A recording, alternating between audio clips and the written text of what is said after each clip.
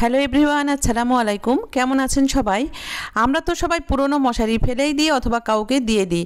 তো পুরনো মশারি ফেলে দেওয়ার আগে একটু কষ্ট করে এই ভিডিওটি দেখে রাখুন। আজকে আমি পুরনো মশারি দিয়ে 7টি টিপস আপনাদের সাথে শেয়ার করব। এই টিপসগুলোর কোনো না কোনো একটা আপনাদের কাজে লেগেই যেতে পারে, কেননা দেখা যাচ্ছে এই টিপসগুলোর ভিতরে কোনো একটি টিপস আপনি জানলে আপনার অনেক বড় সুবিধা হবে, যেটা আপনি অনেক টাকা দিয়েও বাজার থেকে কিনতে পারছেন না। তাই 7টি টিপসই দেখার অনুরোধ জানাচ্ছি। আশা করছি টিপসগুলো আপনাদের কাজে দিবে। তো আমাদের বাসায় দেখা যায় বিভিন্ন সময় আমরা মশারি বাতিল করে দিই, সেই ফেলে দেওয়া মশারি দিয়েই কিন্তু আজকের এই টিপসগুলো কার্যকারী হবে। তো চলুন প্রথম টিপস দেখা যাক। দেখুন, এখানে আমি একটি মশারি নিয়েছি আর এই মশারি কিন্তু একদম নষ্ট হয়ে গেছে, তাই এটা আমি বাতিল করে দিয়েছি। এবারে মশারির এই সাইড থেকে আমি কিছুটা অংশ কেটে নিচ্ছি। তো যে কোনো এক সাইড থেকে এভাবে কেটে নিলেই হবে, এখানে নির্দিষ্ট কোনো জায়গা নেই। তো আমি এক সাইড থেকে এভাবে বেশ 1 ইঞ্চি চওড়া করে আমি অনেকটা মশারি কেটে নিচ্ছি। আর এই মশারিটা দিয়েই কিন্তু আজকের সবগুলো টিপস আমি আপনাদের সাথে শেয়ার করব। তো দেখুন, বেশ অনেকখানি কাপড় কিন্তু আমি এখান থেকে কেটে নিলাম, নিচের থেকে শুরু করে পুরোটাই। এবারে নিচে যে সুতি কাপড়টা ছিল সেটা আমি এখানে নিয়ে নিলাম আর একটি বোতলের পুরে রেখে দিলাম। দিয়ে যেই মশারিটা আমি কেটেছি সেই কাটা মশারিটা প্রথম থেকে শুরু করে এইভাবে পুরো বোতলের গায়ে পেঁচিয়ে দিচ্ছি। দেখুন, প্রথম থেকে আমি এইভাবে হাত দিয়ে চেপে ধরেছি আর পুরোটাই কিন্তু বোতলের গায়ে এইভাবে পেঁচিয়ে দিচ্ছি। দেওয়ার পরে যে আগে থেকে মশারির কাটা অংশটা নিয়েছিলাম সেই দুটোর মাথা দিয়ে আমি এভাবে গিঁট দিয়ে দিচ্ছি। আর এই গিঁটটা কিন্তু খুব মজবুত করে দিতে হবে যেন খুলে না যায়। এবারে বোতল থেকে বের করে নিলাম, নেওয়ার পরে আমি মাঝ বরাবর এইভাবে কেটে দিলাম। তো এইভাবে কেটে দিয়ে আপনাকে অবশ্যই একটি কাজ করতে হবে, সেটা হচ্ছে এটা সাইজ করে নিতে হবে। তো দেখুন, আমি এইভাবে কেটে দিয়ে আমি সমান করে নিয়েছি। নেওয়ার পরে নিয়েছি একটি প্লাস্টিকের বোতল, আর এই প্লাস্টিকের বোতলটা নিতে হবে আপনাকে 250 ml। তো আমি একটা প্লাস্টিকের 250 ml বোতল নিয়ে নিলাম আর বোতলের মুখের অংশটা আমি কাজে লাগাবো।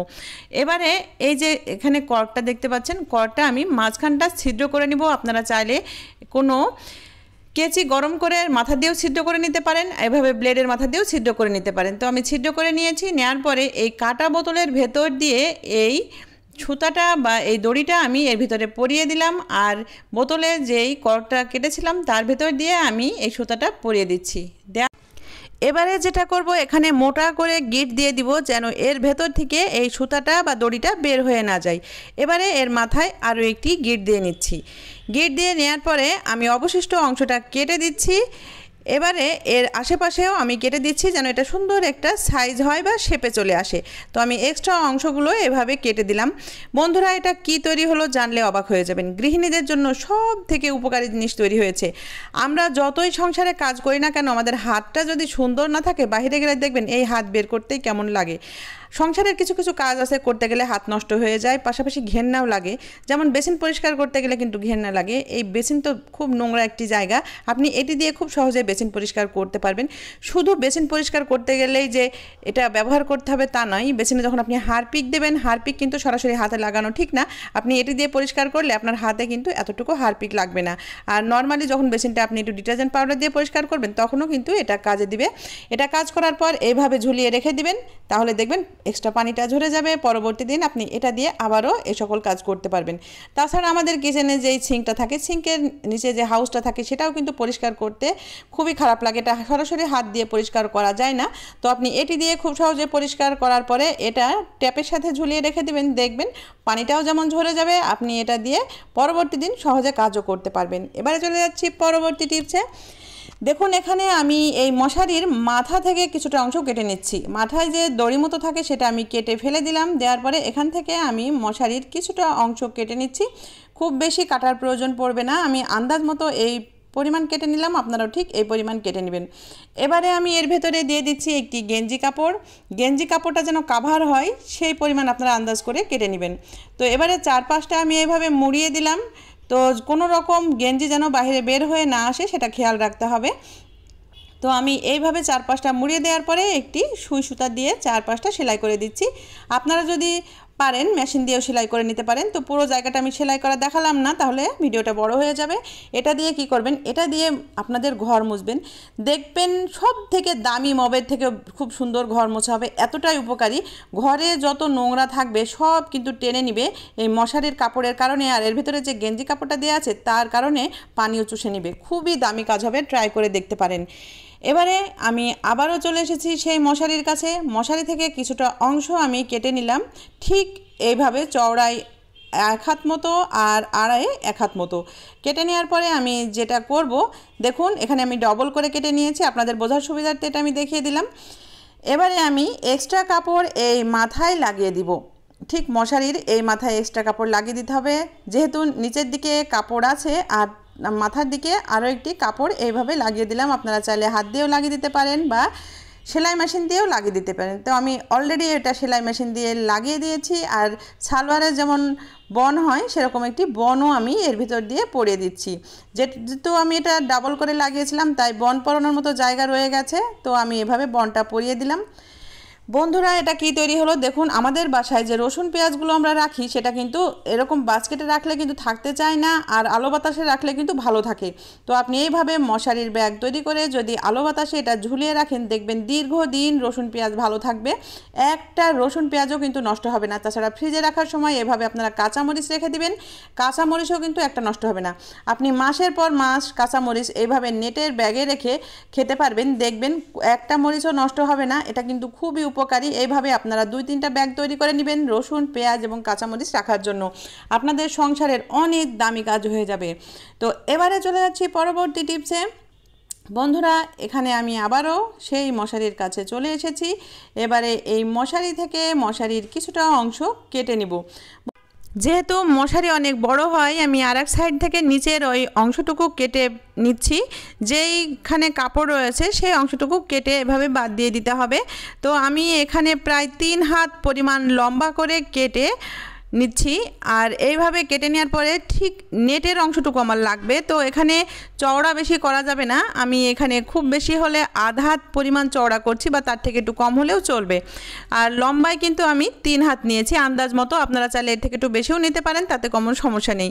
তো দেখুন আমি এইভাবে কেটে নিলাম। নেওয়ার পরে এখানে আমি একটি নিয়েছি, আমাদের বাসায় যে হাতা খুন্তিগুলো থাকে সেই রকম একটি হাতা খুন্তি, আপনারা চাইলে স্কেলও ব্যবহার করতে পারেন।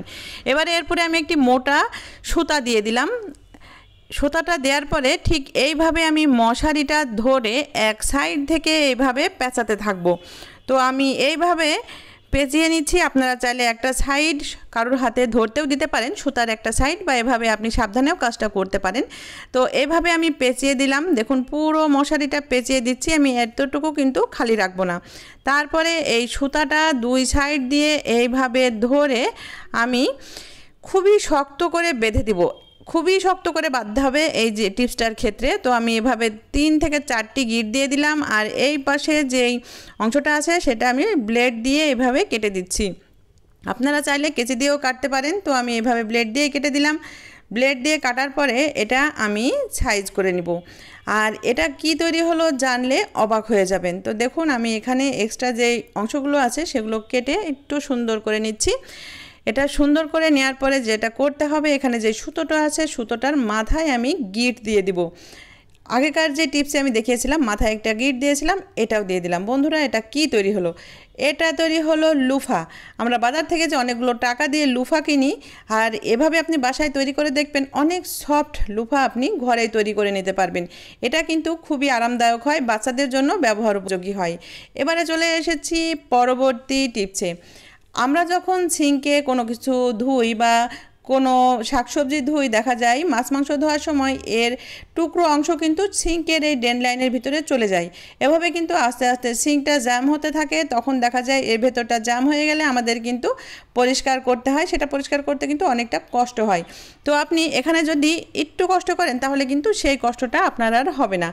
তার জন্য আপনাকে যেটা করতে হবে বন্ধুরা, দেখুন সিঙ্কের যে ড্রেন লাইনটা আছে সেই ড্রেন লাইনটার মুখে যে একটা জালি আছে, জালিটা খুলে নিতে হবে। তো জালিটা খোলার জন্য আমি একটি স্ক্রুড্রাইভার ব্যবহার করছি। অনেকের দেখা যায় এই জালিটা খোলাই থাকে, তারা কিন্তু ইজিভাবে এই কাজটি করতে পারবেন। যেহেতু আমার এটা ফিক্সড করা আছে একটি স্ক্রু দিয়ে, তাই আমি এটা খুলে নিলাম। নেয়ার পরে যেটা করব, আমি এখানে নিয়েছি মশারি। আর মশারির কিন্তু পুরো মশারিটা আমার লাগবে না, সামান্য একটু লাগবে, খুব বেশি না। তো এখানে আমি এই মশারি থেকে কিছুটা অংশ কেটে নিব। তো এখানে আমি দেখুন যে কোনো এক জায়গায় থেকে গোল করে কিছুটা অংশ কেটে নিচ্ছি। আমার শুধু এইটুকু হলেই চলবে, এর বেশি দরকার নেই। আর পুরো একটা মশারি দিয়েই কিন্তু আপনি অনেক কিছুই করতে পারবেন। তো এই মশারি থেকে আমি এই যে এই অংশটুকু এইভাবে নিয়ে নিচ্ছি। জাস্ট এটুকু হলেই চলবে, এর বেশি কিন্তু প্রয়োজন পড়বে না। এবারে আমি এটা কি করব, এটা কিন্তু আমি ডবল করে নিয়েছি। আর যেই জালিটা আমি খুলে নিয়ে এসেছি সেটা এরপরে রেখে ঠিক এইভাবে আমি পেঁচিয়ে দিচ্ছি। পেঁচিয়ে দেওয়ার পরে এখানে সুই সুতা দিয়ে আটকেও দিতে পারেন বা এখানে কোনো সুতা দিয়ে এটা বেঁধেও দিতে পারেন। তো আমি এখানে একটি মোটা সুতা নিয়েছি, আর সুতা নিয়ে ঠিক এই জায়গাটা এভাবে শক্ত করে ধরে আমি এইভাবে বেঁধে দিচ্ছি। আর এইভাবে বাঁধার সময় একটু লুজ করে বাঁধতে হবে, যেন খুব বেশি টাইট না হয়ে যায়। একটু মানে বাঁধনটা দিতে হবে টাইট, কিন্তু মশারিটা রাখতে হবে লুজ। এই যে হয়ে গেছে। এবারে আমি পিছন সাইডটায় আমি এক্সট্রা যে অংশটা সেটা আমি কেটে ফেলে দিচ্ছি। বন্ধুরা, এবারে যেটা করতে হবে, মাঝখানে যে স্ক্রুটা ছিল সেই জায়গাটা একটা ছোট্ট ছিদ্র করে দিতে হবে। ছিদ্র করে দেওয়ার পরে এটা আমি সিঙ্কে লাগিয়ে দিব।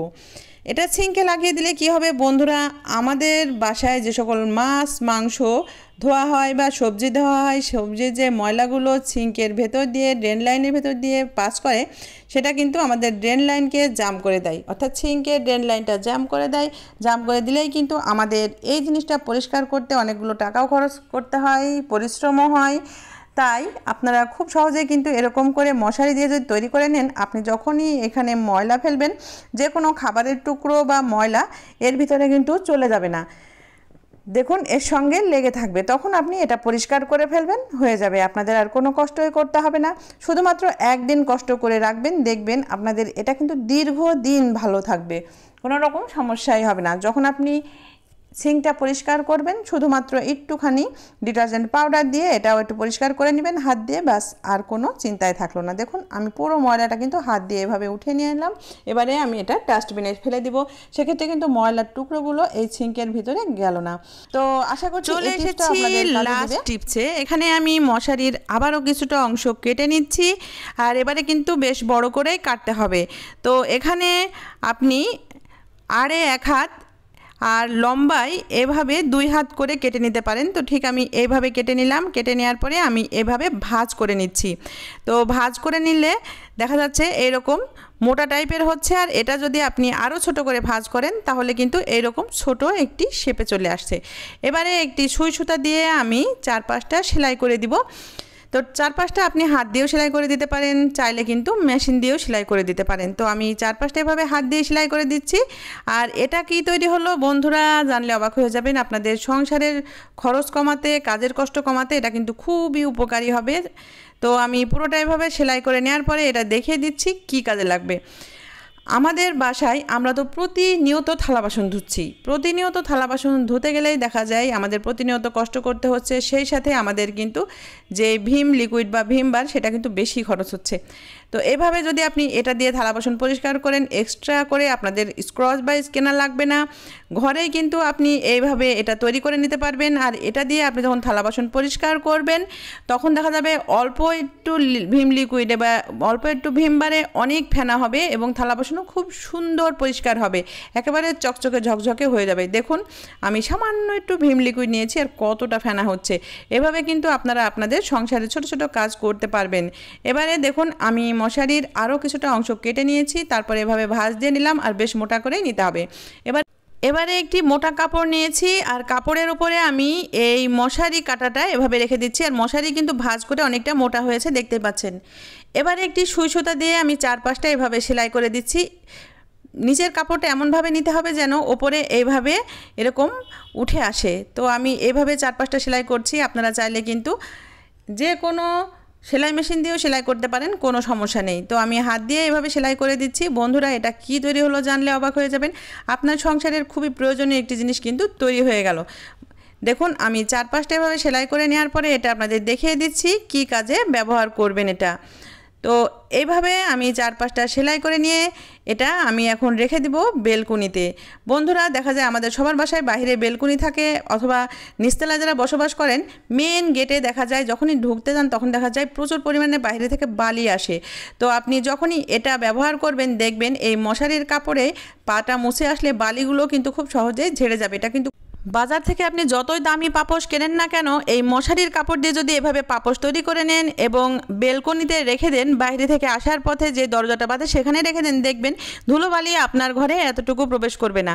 তো বন্ধুরা এর ভেতরে কোন টিপসটি আপনাদের সব থেকে ভালো লাগাচ্ছে জানাতে ভুলবেন না। যদি ভালো লাগে অবশ্যই ট্রাই করবেন।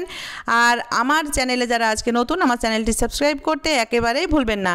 আর অবশ্যই ভিডিওতে একটি লাইক দিয়ে দিবেন। সবাই ভালো থাকবেন, বিদায়।